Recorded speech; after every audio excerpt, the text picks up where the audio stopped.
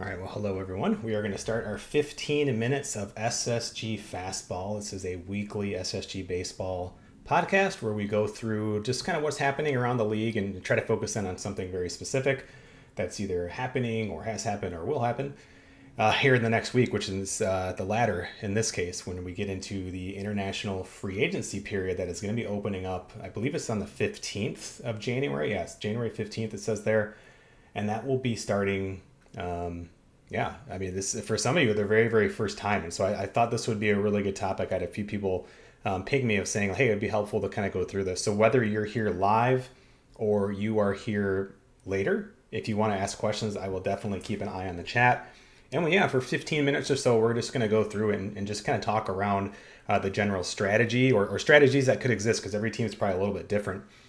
And so what you're seeing here on the screen is the MLB, the International Amateur Free Agency section. It looks a little different because I'm logged in as commissioner, so it's not showing like your team details. But I took a screenshot of the rules that you can see on the right-hand side of the screen above my head, and that will pertain to any particular rule. So because this is a short podcast, the gist is each team gets, at least this year, $3.32 million to use for signing bonuses for international players. So this is not every international player. At the very top here, it says these are the best publicly known.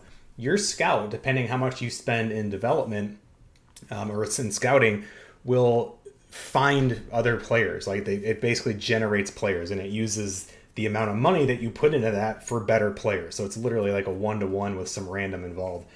To get other free agents that show up. Most of these aren't very good. Some of them are okay, though. Some of them have definitely panned out. But this is definitely kind of cream of the crop, best international free agents. But they're 16, 17 years old. So they are very, very young, and there's a lot of risk here. And so when we talk about different strategies, it's kind of like if you think about lottery tickets. There are some lottery tickets here, and we won't even get into player specifics because people are looking for different things. There are some, even just here alphabetically, there are some numbers that jump out at us, right? Power and eye 70 and pitching stuff and movement 70, 75 and so on. Again, this is OSA scouting here we're seeing. And so there is a handful of different approaches, but I would say there's probably two that make the most sense, and maybe three if we want to just put it out there real quickly, just staying out of it. Don't buy any lottery tickets, and that's completely fine. Some teams are going to be there because they spent over the budget last year. So some of these penalties will come into mind. And we might talk about the penalties. I'm trying to be cognizant of the 15 minutes here. But just know that those rules, they're pretty straightforward. And you can read about those as they pertain to your team and what your team spent. Even if you're new, it doesn't care that you're new. It's what did the organization spend that previous year. And so teams have 3.32 to work with. Anything above that basically gets taxed. And the more you go above that, the bigger issues you could have in the future as far as spending, so much so that you might not be able to spend anything basically next year or very, very little. And so the two strategies with this, and I do have my eye on the chat, by the way, if people have questions. Strategy one is let's just go all in. Let's spend a ton of money. Let's get the best players, and we're just going to have them develop. And sure, more lottery tickets of good players is a smart strategy. It's helpful. We see teams like the Tigers doing this. We see a lot of other teams kind of building their organization through this, even with the risk attached. And it can work. We have some, if you just look at Detroit's roster, they have some players here. I can think of one or two, I forget the names, but definitely have developed some players through the international free agency market here. And now that we're 11 or 12 years into this league, we're seeing these players now. There are some guys who are bona fide superstars. But it's funny because the original topic of this podcast was let's talk about some of the fun fictional players. But when I sort by war of career, it's all real life players still. So even 11, 12 years in, which even a 16-year-old, we're looking at 28, maybe 29-year-olds. So we should see some more being developed. Not that they're not out there, but it's the proof that this is a crapshoot. It's a lottery, and usually lotteries aren't in your favor. The other strategy that can work to your advantage is and this is something we saw Miami/Vancouver do before they relocated back to Miami. Nate was really good about this. At least I haven't confirmed this with him, but the strategy I kind of saw him doing, he went a lot wider. He was kind of if you want to call it buying on the cheap. but he was kind of bringing in more. So instead of bringing in like 5 like really top tier guys and hoping one pans out, but you've spent over probably $50 million to do that, Nate is spending, well under $1 million, if sometimes even under 100K for players. I was doing this too. I had a few players we brought in for under 100K. Again, lottery tickets. Now you're extrapolating that across. I mean, how many different players can you bring in at that price? You're talking dozens. And so more lottery tickets. Of course, it's going to matter with things just like the regular, the Rule 4 draft, the amateur draft, as we usually refer to it as. Intelligence, work ethic come into play a big deal with that, and how these players develop. And so, and that's not to say like they can't. I mean, the word on the, and as a beta tester of the game, I don't even exactly know how it works, but the general consensus is that intelligence is how quickly a player can reach their potential. So a more intelligent player can probably reach their potential at a younger age.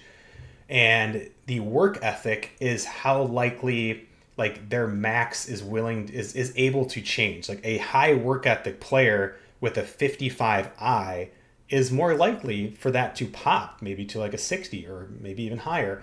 Whereas a low work ethic player, I don't know, they may not even get to that 55, or it could drop to 50, all right? So it kind of like changes the ceiling of a player is probably the best way to think about that. So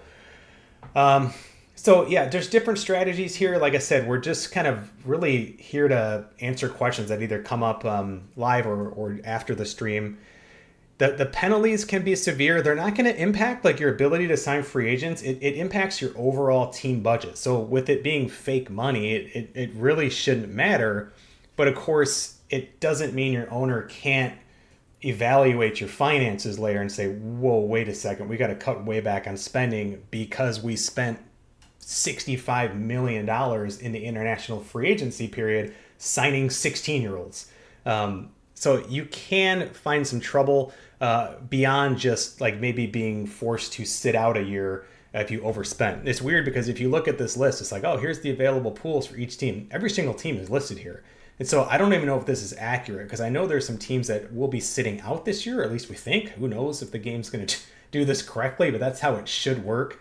And then keep in mind, too, again, you're going to have players still join your organization throughout the year that your scout finds, right? They're just randomly generated based off of that budget we talked about earlier.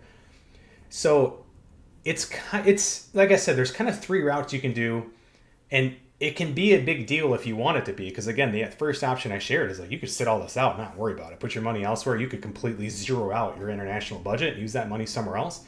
And that wouldn't be a poor strategy, in my opinion. Again, most of these players will never make it to the majors, just like any minor league player. I would add, be cautious of teenage pitchers. They are far more likely to get injured than a position player just because they are having dice rolls every pitch, not just every at bat. And so that's always going to be a risk. And if you sign a 16-year-old before he is like MLB ready, I mean, you're talking at least probably 7 calendar years. And to think that player will be injury-free during those 7 years is quite the assumption. So just be really, really careful. Again, there's different player attributes you're going to see, like Iron Man. I don't know if we even see that sort of thing on the teenagers just yet, but you're going to certainly see things like work ethic, and that can help a player develop, as we talked about. So yeah, I have kind of dabbled in various different strategies with the Angels. At the same time, I don't think I have a single international player on my roster. At least on the MLB roster, we certainly have guys that we signed last year that we're still really excited about. Like I went through and looked back and who we signed, and I kind of went probably more along the lines of like the route of Nate. Like I think I tried to get involved in some really high tier prospects, but then quickly realized like, this isn't really. I don't want to spend the money on this. Like it just got to a point where it's like, this is just a little too much. So again, different strategies. Know your franchise, but it is kind of a level playing field in a weird way, but it's just really up to you how you want to spend that, because you could see not just punishments from the league, but future punishment or just how your owner could end up handling it. So maybe take a look at your owner's personality and that sort of thing, because that could also help. Let's see. Just checking our time here.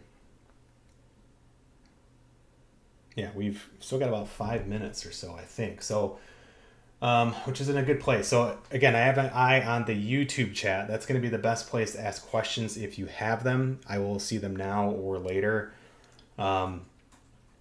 If we had more time, again, we could even dig into particular prospects. But there's a lot. Like, I actually went into the game settings to look at our league because I'm like, did we like jack this up? I don't remember them being even like the last 2 or 3 years. I just feel like there's a lot. And like, are there really this many like talented teenagers that are being signed? Like, I know this obviously happens in real life, and players, Miguel Cabrera is the example I always think of, and players are getting signed when they're teenagers and brought in. I think Miguel Cabrera's son, same thing, signed very, very young. And but like, I don't remember it being this many. Like, there are like, I feel like there's 20 to 30 guys where I'm like, oh, this guy could be like an absolute superstar.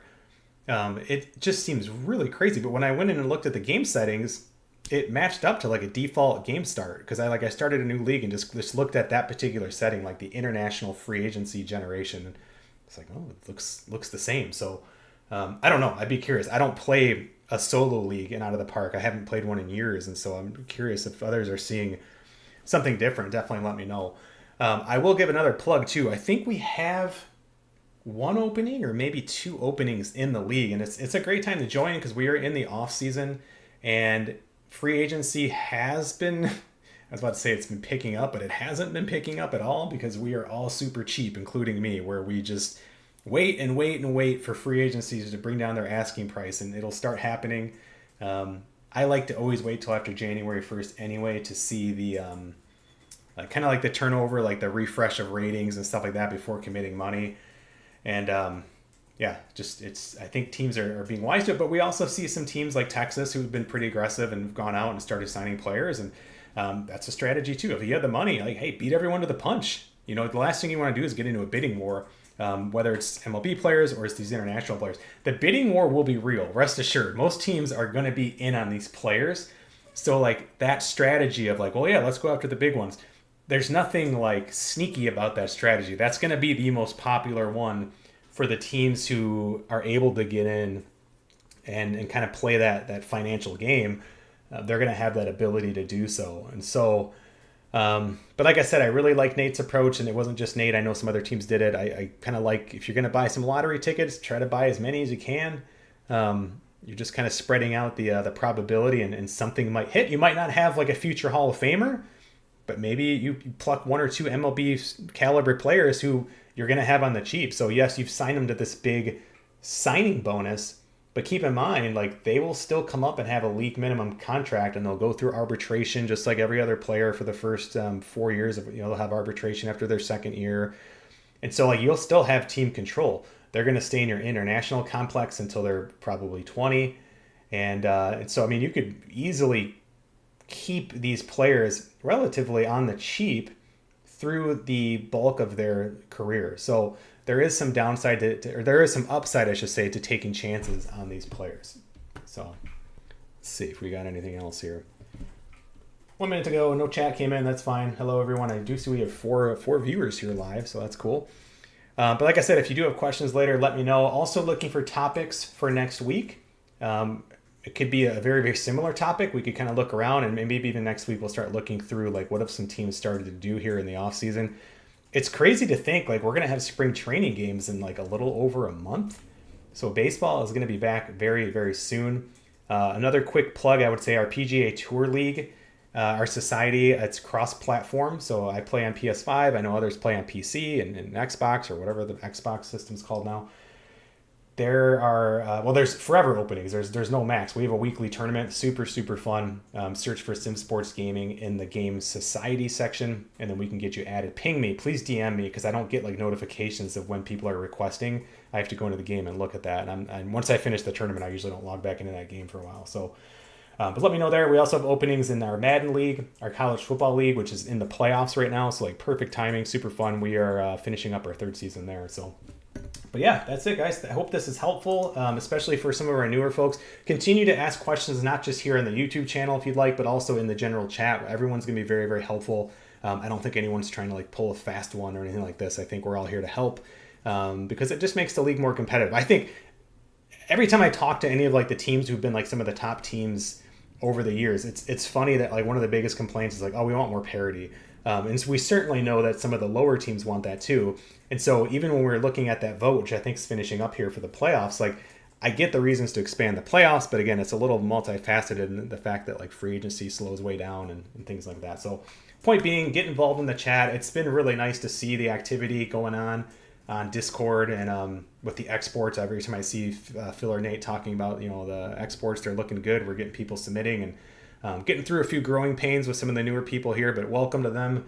And looking forward to getting into the rest of the offseason with everybody. So thanks. I'll see you next week.